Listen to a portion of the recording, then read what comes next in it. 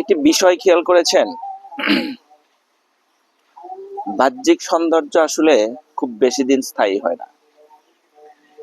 এই ফুলগুলোকে দেখেন, 1 মাস আগেও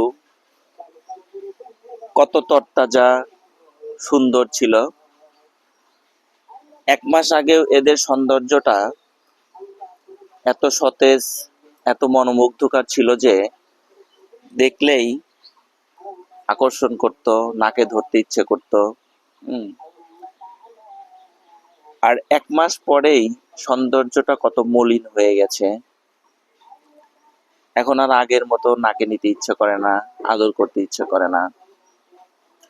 রবীন্দ্রনাথ ঠাকুর বলেছেন, সুন্দর সে যে সত্যের মতো সুন্দর, সত্যের মতো সহজ।